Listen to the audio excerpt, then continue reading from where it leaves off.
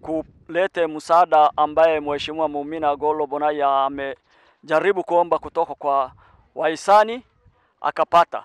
So akatuambia Lower Cherab iko shida zaidi kuliko kila mahali, kwa hivyo hii chakula tuanze kutokea hapa Matarba tukienda mpaka ya Micha. Kwa siku ya leo tuko hapa, ndio tumekabidhi na ndio tunaanza na bado tunaelekea mbele. Mungu akitujalia tutaenda mpaka ya Micha, dakiye huko yote tunapeana hii chakula.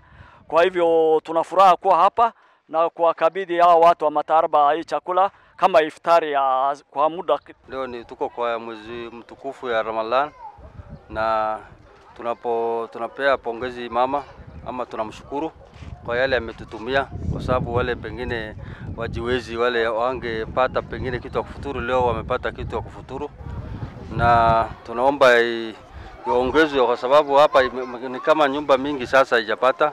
Tumepata kama household 100 na hapa tuko na household 250, 250 households.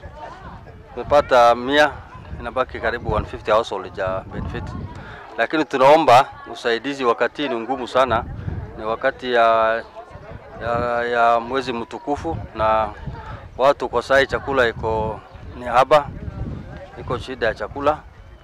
Tunaomba wafadhili wengine pia waangalie mfano hii, alafu wasaidie watu wakati ya Ramadhan, mwezi mtukufu wa Ramadhan.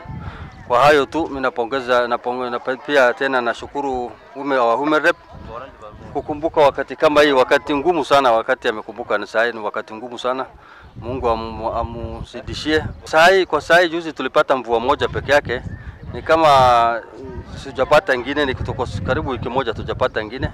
Na kwa saa hii tuko wakati ya ukame mahali pia saa hii mazua ni kidogo, kimekonda, soko pia hakuna hata ya mbuzi na ng'ombe. Hata hali ya chakula siku hizi ni ngumu sana. Hata wale wafadhili walikuwa samani, saa hii hakuna hata organization yote inasaidia saa hii, na wako hali mbaya sana. Kwa sababu wakati mwingine tulikuwa na hii watu mambo ya NGOs wengi walikuwa wanasaidia wakati kama hii. Lakini kwa sababu sijui kama ni hii mambo ya USAID imeleta shida, kwa saa hii hakuna wafadhili wote tunaona sehemu hii yetu hapa.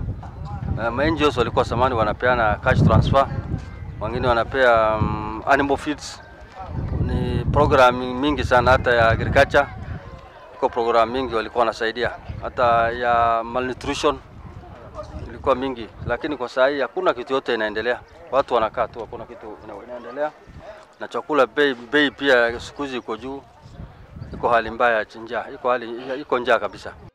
Saa hii mwezi tuko kwa mwezi wa Ramadhan, mtukufu Ramadhan. Saa hii chakula sasa ametuletea nyumba 100 kwa Matarba. Ile chakula ametumana, amefika, wananchi ndio hawa wako hapa saa hii, wako tayari kugawana. Hiyo nashukuru. Alafu nimesema kwa maombi yangu hii chakula haitoshi, na wananchi wako wengi, idadi ya watu wako wengi, household mingi bado hawajapata chakula na bado tujapata mvua. Inshallah tunatarajia Mwenyezi Mungu atunyeshe. Saa hii kuna njaa na som naye tuko na som. Kwa maombi yangu azidi atutafutie chakula, atulete, ndio maoni yangu. Asante.